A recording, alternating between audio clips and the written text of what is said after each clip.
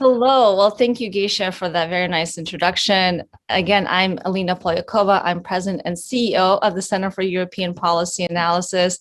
And it's really my pleasure to welcome all of you tuning in from Europe, from the United States, and elsewhere across the world to this discussion on ensuring a democratic digital domain. We just heard from Eric Schmidt, who has some fascinating ideas to share about where democracies are falling behind countries like China and where we can still lead.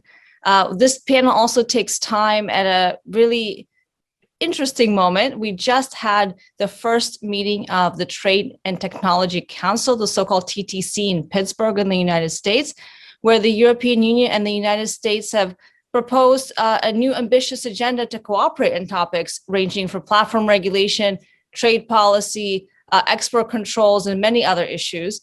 And certainly, we're meeting today to have a conversation that has been ongoing as we've seen the rise of digital authoritarianism, data protectionism, disinformation, and many other challenges that are emerging from dual use capabilities of technologies.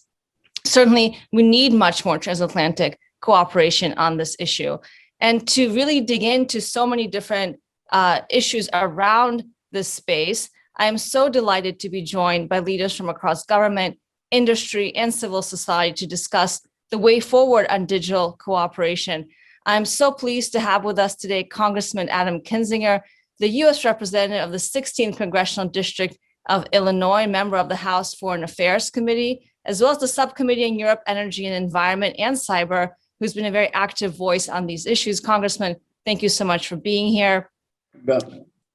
I also have Her Excellency Dita Charanzová, who's the Vice President of the European Parliament and member of the Renew Europe group, originally from the Czech Republic. Dita, thank you so much for dialing in from Europe. Great to see you. Good afternoon. Thank you. And I'm also delighted to have with us Karan Bhatia, Vice President of Government Affairs and Public Policy at Google, who's previously also served in government positions, including as the Deputy U.S. Trade Representative under the Bush administration. Karan, always great to see you. Thanks so much for being here. Thanks so much, Alina. And of course, last but absolutely not least, I'm so delighted to see again Ambassador Eileen Donahoe, who woke up the earliest to be here at 6:45 Pacific time, as she is the Executive Director of the Global Digital Policy Incubator at Stanford University's Cyber Policy Center. And Ambassador Donahoe, of course, served previously to the United Nations Human Rights Council under the Obama administration. So thanks so much, Eileen. Happy to be here, Alina. Thanks for including me. It's our pleasure. So I just want to get right into it. We don't have a lot of time together. So Congressman Kinzinger, let me please start with you. You know, this conversation focuses on discussing how democracies can ensure that the digital domain remains free and open. And of course, in recent years, we've seen growing numbers of quite damaging cyber attacks, crime that has resulted in massive data breaches. We're still dealing with intellectual property theft on a daily basis, other losses related to malicious cyber activities. You have really been at the forefront of putting forward legislative ideas in your role in the House of Representatives on how to better improve things like cyber literacy to counter future attacks. And most recently, you're one of the bipartisan co-sponsors of something called the Transatlantic Telecommunications Security Act, which seeks to work closer with allies, particularly in Central Eastern Europe, on digital issues and innovation. So let me put it to you to set us off. Where do you see the role of the public, of individuals in helping to mitigate increasingly damaging cyber operations? And what is the role of our European allies in this as well? Well, you know, as a great philosopher, it was Spider-Man's grandfather said, "Power comes great responsibility." And so obviously when the internet came about and it's still in, I guess kind of in a historical context, a fairly new technology, it's great power. There's a lot of information. We've seen how the internet and the cyber realm has done a great job in bringing freedom to people, right? Folks don't like to be oppressed. They have an ability to organize against oppression now, but we can also see how bad actors, Russia, et cetera, have taken advantage of that freedom. So I think it's like that great power, but the great responsibility piece is the thing I think we're struggling to get a handle on.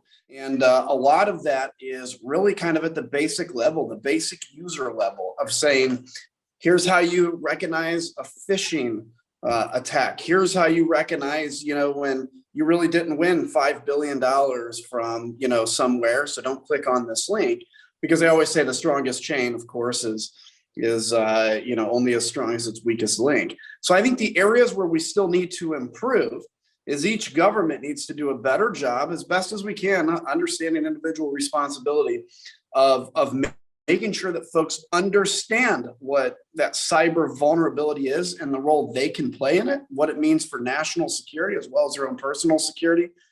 But in terms of the Transatlantic Security Act, that is the main thing there is activating the government of the United States, the private sector of the United States, particularly through the Department of State, to work with our allies in Central and Eastern Europe to figure out how can we harden their defenses? How can we increase that education? Where can we have both government and private sector investment in this? Because look, I hate to tell you all, you see this, we're all fighting really the same battle. I mean, an attack on the US elections in 2016 is an attack on an election somewhere else in 2017. And this is going to continue until we stand up and fight back. So I appreciate the opportunity to be here. I look forward to a deeper conversation. And I think my opening thoughts on that is the bottom line is governments have to do better at coordinating. That's what legislation is for. We also have to do better at educating each individual user in terms of the dangers. So thanks for having me. Well, thanks, Congressman, for laying out some of those initial ideas. And I very much appreciate you mentioning that we have to learn from each other. Especially because not just in terms of future threats, but I think certainly many frontline states in Europe, especially in Central Eastern Europe, have been under attack, certainly from Russia in the cyber domain, the digital domain, disinformation domain. And I think if we in the United States had spent a little bit of time trying to really see the bigger picture and understand what our allies have been going through, we may have been better prepared to respond now. But certainly, I think this is a key moment for us to be talking about how we can better coordinate, how we can better work with the private sector as well. And with that in mind, I want to take it over to our colleague from Brussels, originally from one of the frontline states. Of course, that's Czechia, the Czech Republic. So Dita, MEP Charanzová, let me put it to you. You have been very much involved in your role, the European Parliament, in helping to advocate for a digital single market across the entire EU space. Your portfolio includes a lot of issues having to do with tech policy, including telecommunications security. And I was wondering if you could tell us a little bit more about where Europe sits in this broader cooperation with the United States, but even bigger than that, Europe has certainly made the digital agenda and tech regulation a top priority. We often hear conversations around this being Europe's digital decade. But what does that really mean? Where is Europe's place in the world when it comes to this broader race for tech innovation? Where do you see Europe heading? Thank you very much, and thank you for this really timely discussion. As we all know, this week a lot is happening in our bilateral relations between the EU and the US. And indeed, I am the one who keeps advocating that the future of digital Europe is to continue to be part of a global community and work with our allies, with the United States. This is the only way how we can really strengthen our competitiveness. And it has been already mentioned that we have to fight together because we have common challenges, and for common challenges, we need to have common responses. But the words that I have just pronounced might not be shared by everybody in Europe. We have heard a lot about the American first policy, but what you can hear now in the Brussels language is sometimes something very similar. We don't call it Europe first. We speak about digital sovereignty, about the strategic autonomy. In other words, how to find a way that Europe can deal with some of these issues alone. And I very much hope that even so in some cases we will need Europe to do more on our side, still Europe will be open, and the openness will win. For me, we need openness and cooperation also from both sides of the United States. So I really hope that the statements that we heard this week can be really translated to concrete results for our businesses and for our citizens. Where I see Europe continuing to be a powerhouse for research and development and design, but I also very much hope that Europe can become a center of production again. But this is where the two sides of the debate are in conflict. If we take, for instance, the example of the computer chips, where both the US and Europe are facing shortages of chips. So the answers from both sides has been the same. We need to do more. We need to have production in our territory. And for me, the answer is yes, but on one hand, what I don't want to see is that we artificially create state-funded enterprises. That's something which reminds me of the communist era where I grew up in the Czechoslovakia. What I think we need to do is to adopt some strategic reserve model for this problem, because we are not speaking about the problem of globalization. We are speaking about how to face current global crisis. So we can see very soon there might not be shortages in this market, and even so, I would even say that might be actually overproduction or flood of overproduction. So we need to deal with the crisis, not with some globalization problems. And as I said it, for me, the key is that we find our partner on the other side of the Atlantic, and maybe we also broaden it to other countries like Japan to work together with like-minded countries. This is the future that I see for Europe. This is the future I see in our bilateral relations with the US. So I'm very hopeful. Thank you very much. Thank you, Dita. Let me stay with you for just a second. You already alluded to, all of us have alluded to these meetings that just took place in Pittsburgh, the TTC meetings. We've had a very long and detailed statement come out, bilateral statement come out from the United States and the EU. I wonder if you could talk maybe in a little bit more detail and really dig into where you see the top priorities. I mean, there's a long list. And you mentioned a couple of objectives, the supply chains, maybe exports, things around manufacturing, but we have so many different issues facing us, including data flows and data privacy issues, where the United States and Europe still seem to be at odds. And I thought it was interesting that wasn't part of the priorities for the TTC. So given where we are now in these discussions, we just took the first step, what would be your top 3 priorities out of this very long list in terms of where we really need to focus our efforts between the EU and the United States in particular? Thank you very much for this question. Well, my list will be definitely even maybe longer than the statement of this week is. I belong to the generation of the members of the European Parliament and joined the Parliament where we were actively involved in the TTIP discussions, which for me was the future of our relations. Unfortunately, we haven't managed to progress. And that's why I'm very happy to see the meeting of this week and that we are moving forward. There has been a lot of talks about whether it was a symbolic meeting, that not much happened, that there are not concrete deliverables. I would disagree. For me, I think this is a positive signal that even also after the disruption in different issues we have experienced recently, we managed to sit down and discuss. And also the fact that hopefully we will avoid to have agenda which is anti-China agenda, but that it's a positive agenda that will move us forward and that will actually deliver something. You have mentioned the data flow. It's just one part of the bigger picture. For me, it's the whole digital agenda, which I would like to shape with the United States. Of course, it starts with the data and with the trust that we need to build, but it also goes on with how we shape the artificial intelligence, how we shape the big tech giants together, what kind of standards we agree, because if we manage to agree with the United States, the rest will just follow. Well, thank you very much for that, Dita. I'm sure we'll get more into those specifics as our conversation here goes on. But I do want to take it over to you, Karan.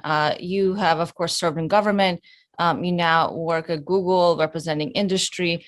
But it strikes me that we are talking a lot about these very detailed areas of cooperation. Of course, that is what we have to do because we have some serious problems to solve.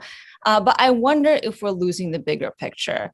To be honest, and I know Ambassador Donahoe will say a few words about this as well, we're in a battle over values. We're not just talking about export controls. We're not just talking about data sharing. Really, the entire democratic vision of an open, interoperable internet is under threat, and many would say it has already disappeared.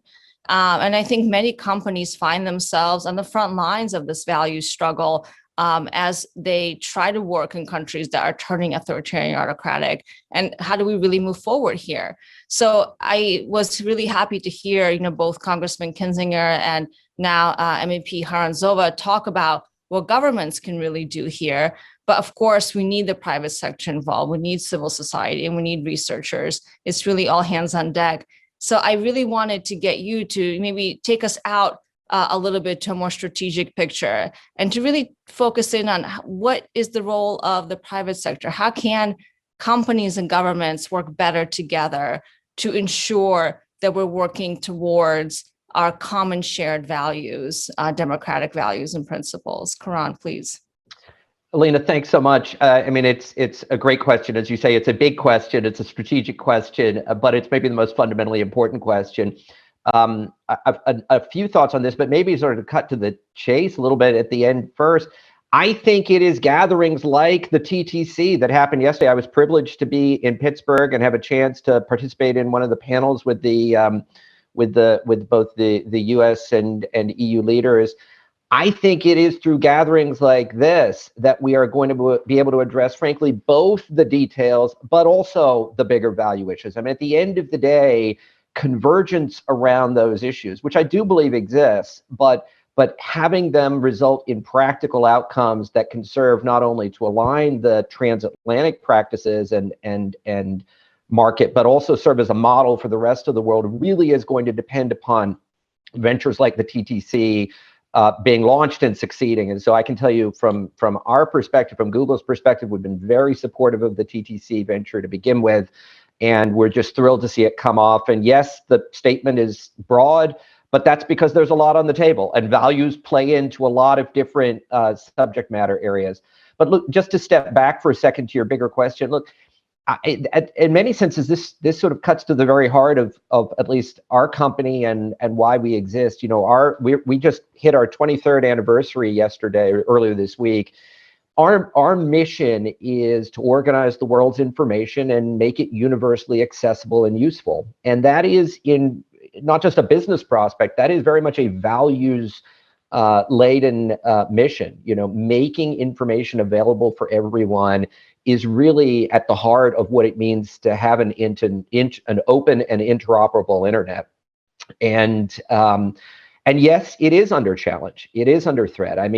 Last year, we've had more than 20 countries around the world suspend internet access. We've had dozens of countries pursue rules, policies, laws that would impact freedom of expression by addressing online content. So we do need democracies led by Europe and the United States, I think, to continue to stand up for internet freedom and human rights in the online space. So that, I'd say, is item number one. To your second point, I do think that we in the private sector have an important responsibility, an important role to play. And and are committed to doing so. Just today, we are part of a group of companies, a consortium, launching something called the Trusted Cloud Principles. And this is an endeavor to get leading Western cloud services providers to really speak with one voice about the importance of having free flow of data, of promoting public safety, of protecting privacy and data security in the cloud space. So that's an example, I think, of the private sector in action. I think, also we've had the opportunity to work with the European Commission, for instance, on its code of practice on disinformation and the code of practice on hate speech. So these sorts of initiatives, I think, are also an important piece of what it means to tackle these sort of values-based challenges.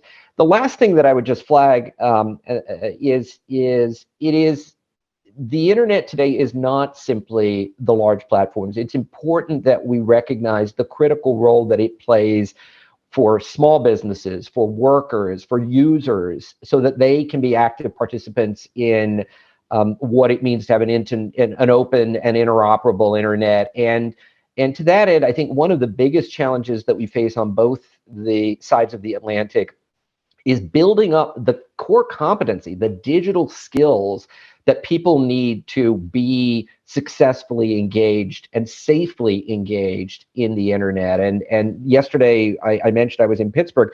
It was for the chance to talk about one of our programs, something called Grow with Google, where we've helped more than 70 million people worldwide get the skills they need to be an active participant in today's digital economy. So those are just a few thoughts in response to your excellent and provocative question.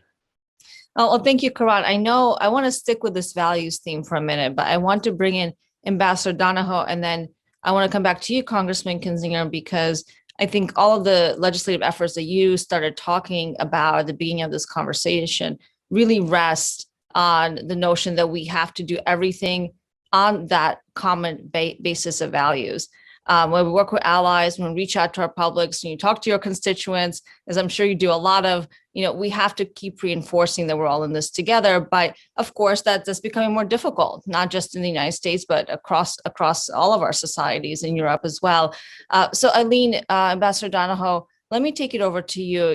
You and I have talked a few times about these issues, and you were really one of the first people that I've ever heard really make the case that when we're talking about technology issues, whether that's trade, whether it be export controls, whether that be questions around data sharing and cloud computing, all of that, that we are not just talking about those specific issues, that we're talking about how values travel and how they become ingrained in institutions and societies and what that really means, really these normative aspects of international trade, international relations. But of course, we've seen that under threat. In some quite profound ways. I'll just mention the very recent example of the Russian government moving very aggressively now for years to put increasing pressure on any Western company working in Russia. Of course, China has been at the forefront of this. And how do we really make sense of our desire to still propagate values through technology, open democratic values, while at the same time, of course, the authoritarians are very well aware, which I find very interesting, that these kinds of technologies, that an open and free internet, are a deep threat to them. And they're trying very, very aggressively to repress and to push out the ability of any non-state controlled entity to be able to work inside their borders, or for any democratic government to really be able to have a real influence or presence. So let me take it over to you. I know I just said a lot there, but feel free to also respond to anything that's been put on the table to really get us thinking about how should policymakers in the United States and Europe respond to this really concerning trend. Well, first thing I just have to say, you and I are so aligned on this. So you've just said so much of what I share in your thinking.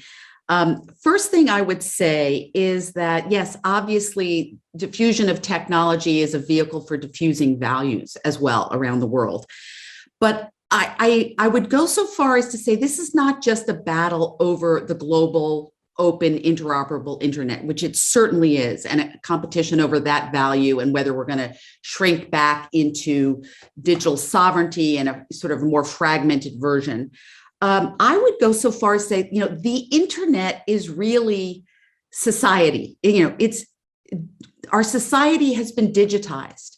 So we're really talking about society writ large. And I would go so far as to say we are in a competition over governance models, and a digital authoritarian model is spreading around the world very rapidly, competing with democracy. So this is not really only a battle over the internet or technology companies. This is a battle over democracy, the future of democracy, and whether democratic governance will be the primary and the dominant form of government around the world.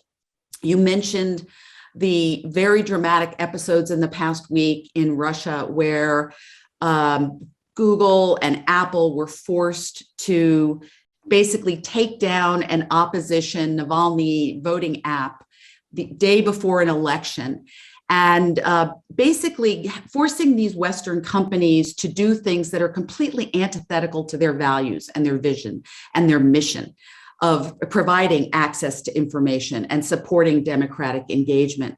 And it just shows how twisted it's almost like the whole vision of the internet, open internet, has been turned on its head in these authoritarian contexts. But they were pushed into this moral dilemma. Do you put your employees at risk of imprisonment in order to continue to serve the opposition in Russia? And oh, by the way, the standard line has been that the companies will do what is legal. And if something is illegal, they will not allow that content to show up on their platforms. That simple idea is getting very tricky, and isn't because the authoritarians are making so many things illegal. And I feel like the dilemma ahead is, at what point do the companies pull out and provide no services to the dissidents and the opposition? And there's a lot of criticism from the human rights community about having pulled down the apps. But there's a point at which they are forced out of the country completely, and that's not a good picture either. So to your real question, what do we do? I really recommend that the US and the EU and democratic governments understand this battle, not really about just tech companies and how they operate in our societies or other societies. This is about system rivalry. It's not a bunch of discrete incidents that we have to find workarounds for. We are in a geopolitical and normative battle over the future of governance in 21st century digital society. And to the solution question, I think that the primary thing is you can't beat a system with nothing. You need a compelling alternative. And I do not think democracies have provided that compelling alternative. Showcase what does it look like for governments to use and regulate data in ways that are consistent with their own democratic values. Where are we in the international normative arenas? We are, China is flooding the zone and convincing the majority of delegations to follow, take on absurd interpretations of what human rights principles allow for, and, basically getting blessing for their use of repressive technologies, really repressive technologies in Xinjiang, Hong Kong, flooding the zone of standard setting bodies. And I have to say, last point for the EU and the US together, and this goes to the TCC, all of this starts with massive investment in technology. Dominance in technology, in AI in particular, quantum computing, those kinds of emerging technologies will translate into more power in every other arena: geopolitical power, economic power, normative power. So we have to win the technology battle. This is not about norms versus technology. It is both and. Technology is a vehicle for spreading and embedding our values. I'll stop there. No, Eileen, thank you. That was a very powerful point that you just made. And I think that your point about multilateralism, and of course, how Beijing in particular has co-opted these institutions and bent them to their own service and has influenced others through so-called benign economic investments in many countries to now support Beijing's agenda at the political level in the UN, but also elsewhere. And that, I think, is something that we are waking up to just way, way, way too late. And Congressman Kinzinger, I was hoping you might be able to pick up on some of the points that both Karan and Eileen made. And I think especially about this conundrum, that we find ourselves in, where we have authoritarian states, of course that's Russia, of course that's China, but others are looking to these countries and seeing what they can get away with as well. And so now we're talking about these big countries, but that's not where the problem is staying, to be sure. And I think the Kremlin wants nothing more than to have no Western companies, no Western so-called platforms or technology companies that provide a space for the opposition to still, reach Russians inside the country, because we can't do that anymore because they've kicked us out. They've kicked out Voice of America and others. So this is the last open space. And yet, we're in this situation where, there is a moral dilemma here. So you obviously have the power sitting in Congress to raise awareness about these issues, to do more. I'd just love to leave it open to you. You've heard some of the other conversations. What do you think about the kind of challenge that we currently face on the values front? What can Congress do? What would you like to see the United States government do more broadly? Yeah, look, it's a real issue. And I think, part of the problem is, I remember, I don't know, I was probably 14, I guess 13 when the Soviet Union fell apart. And the feeling at that point was basically, well, it's the end of war forever, right? It's the end of challenge forever. And democracies, there was a sense, I think the sense lasted until fairly recently, that you didn't even really need to nurture democracy. It was the natural end state of man. And so we were good. And then all of a sudden, quite honestly, Vladimir Putin and others have learned how you can take freedom. You can actually go from, instead of having a battle about capitalism or the free market versus communism, that doesn't matter to people anymore. What matters is authoritarianism versus freedom. And the most brilliant way to do that is, frankly, through stoking cultural differences and culture wars. You see that in the United States. Obviously, you see that around the world.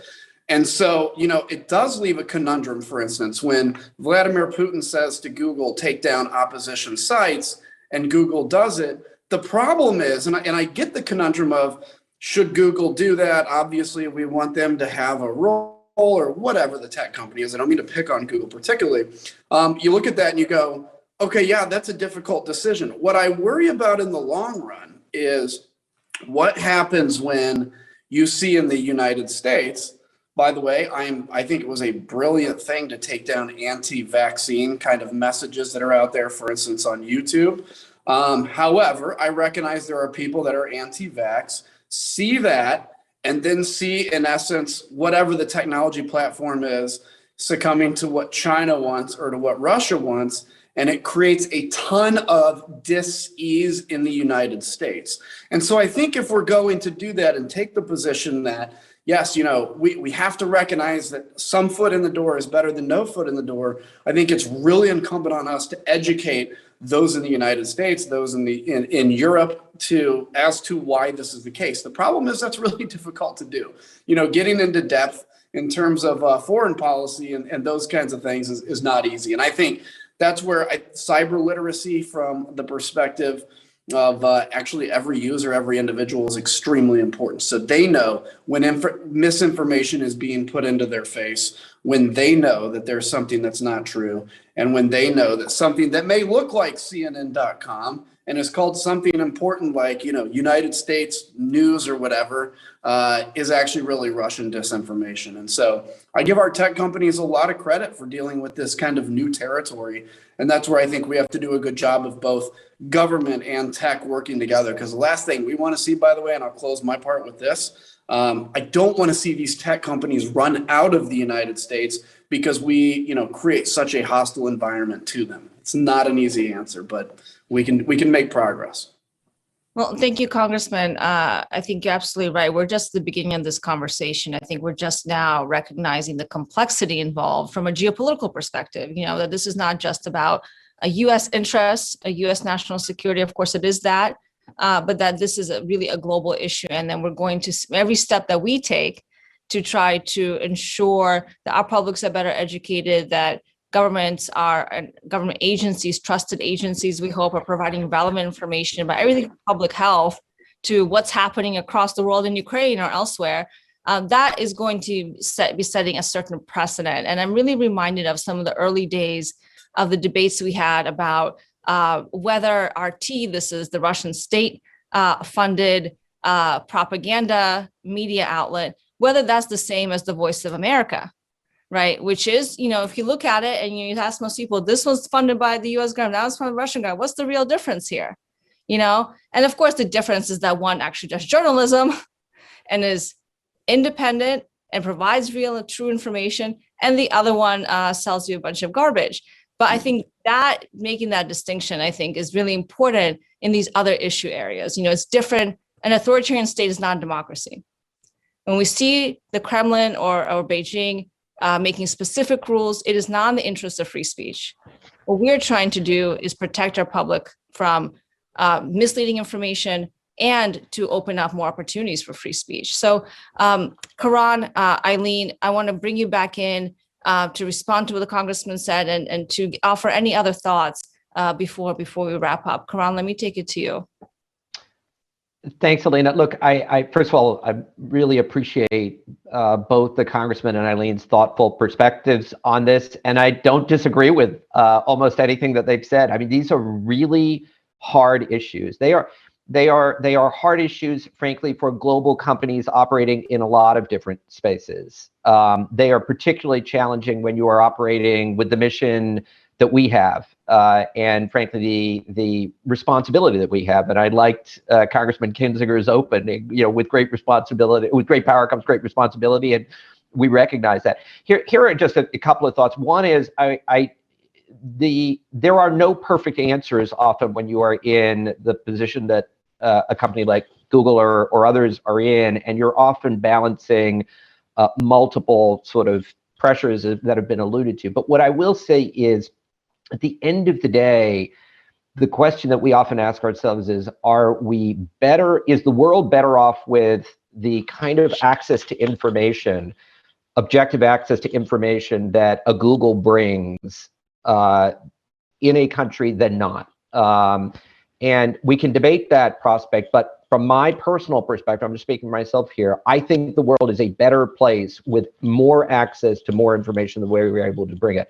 Would we like to be able to do it perfectly in every circumstance? Yes, but even when we cannot, we do. Now, there are places, China is an example, where almost all of our services are not permitted to operate. So it's not easy everywhere, but I'd say that's sort of a base principle. The other thing that I would just say more broadly is we have seen the erosion of international norms and institutions in so many different spaces, right? We've seen the weakening of rules for market access, the WTO, to be honest with you, which should be an enabler of international services and trade in this space as in many others, just isn't what it once was or we would hope to have been. As an example, the problem there comes down not to companies so much or even to individuals, but it has got to be government stepping up to reinvest in, speak up for, defend and lead on international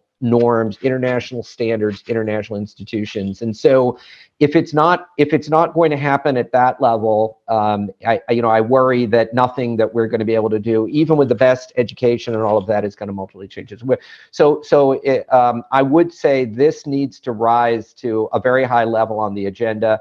And lastly, just to go back and give a plug to the TTC, we can stare at the 10-page document, but let's not forget, these are two governments sitting down for the first time in recent memory to have a serious, wide-ranging discussion on technology. That's a good thing. That's an unmitigated good thing. And it is going to yield progress in some of these other spaces. So with that, I'll kick it back to you.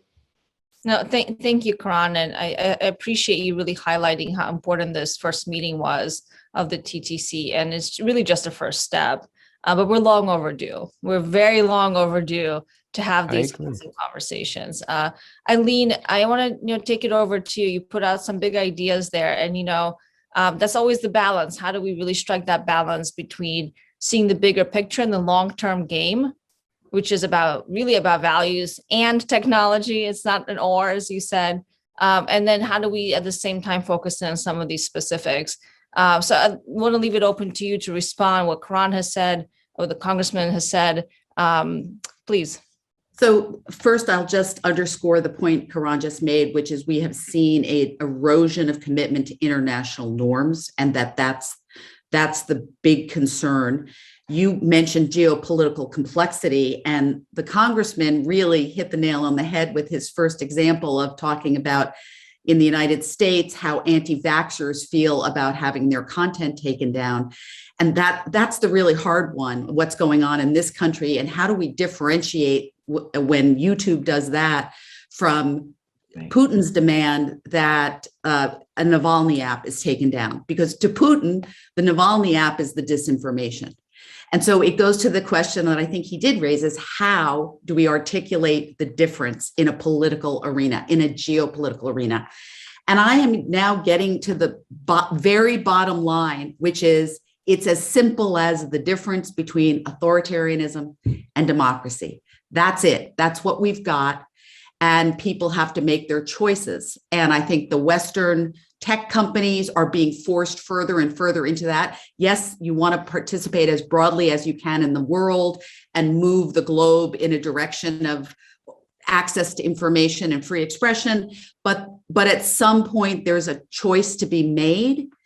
And this is where I hope the Europeans and the US understand we have so much more in common, and we are in this together.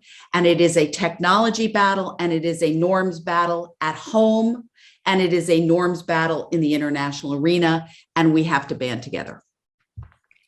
Thanks, Eileen. I'm really happy that we're have a more optimistic conversation. I think in the past, Eileen, you and I have certainly been in conversations where it's like a big downer when we leave. We think, what are we going to do? We have so much, but this has really been an inspiring discussion. And I'm so happy that we're able to leave with a point of optimism. I would love to carry forward, but I'm being prompted here that we're at time. I really appreciate all the time that you took to be here with us today, Congressman. Karan, thank you so much for all the work and the opportunity to hear from you and to get the industry perspective here. Difficult questions. And Eileen, always you're the visionary. Really appreciate your take. And of course, Dita Charanzová had to leave, but it was great to hear the EU perspective on these issues as well. And with that, I will wrap it up. Thank you so much. And thank you for joining us for the SIPA Forum. It was a real pleasure.